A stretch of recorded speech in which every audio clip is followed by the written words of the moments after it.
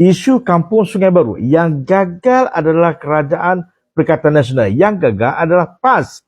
Tetapi Rafidah menyerang Kerajaan Madani. Rafidah ni nak backup siapa sebenarnya?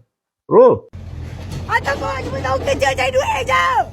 Notis pengambilan tanah diwartakan. Saya ulang, diwartakan oleh Kerajaan Persekutuan di bawah Akta Pengambilan Tanah 1960. Nampak? Di mana Rafidah pada waktu ini? Di mana Rafidah? Yang dia sewa semalam, dia kata rumah dia tu yang rumah teres tu bukan rumah dia, itu rumah Jenab. So Jenab ni yang jadi sponsor untuk dia duduk di situ. Jadi kita pun masa heran, kenapa dia mengaku tu rumah dia, banglo dia, rumah yang indah.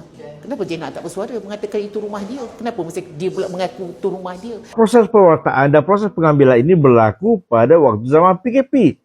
Tahun 2021. Siapa yang buat? Masih lagi Kerajaan Perikatan Nasional. Tidak ada penlibatan Kerajaan Perpaduan ataupun PMX. Nampak? Tiba-tiba ada orang nak bunuh PMX. Sedangkan pengambilan tanah, pewartaan tanah, perbincangan berlaku pada tahun 2021 pada waktu Kerajaan PAS memerintah, pada waktu Kerajaan Bersatu memerintah, pada waktu Kerajaan Perikatan Nasional. So, Rafidah marah sangat dengan Kerajaan Madani ni kenapa? Buat kat sini, selesai dulu kes kami. Saya sampai sekarang sampai daripada kecil sampailah bila saya dah sign JV tu, baru saya keluar daripada flat tu. Tapi dia kat mana? Kat mana dia tinggal? Dan apa perjuangan dia sebenarnya? Dia cuma nakkan duit pampasan yang lebih. Dia dah dapat pun pampasan tu daripada pemaju. So, balik pada soalan saya, Rafidah ni nak backup siapa sebenarnya?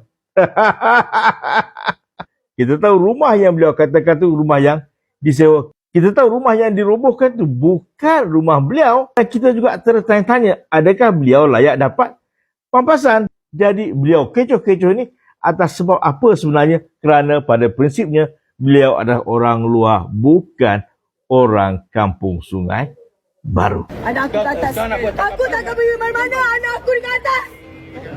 Anak aku di atas. Dan kalau bimbangkan tentang soal anak, minta suami yang tengah buat rakaman tu berhenti merakam dan pergi uruskan tentang soal anak. Bukan teruskan merakam sambil mulut kecoh-kecoh kata anak aku ada kat atas, anak aku kat atas. Tu suami dekat depan. Wallahualam. Assalamualaikum warahmatullahi wabarakatuh.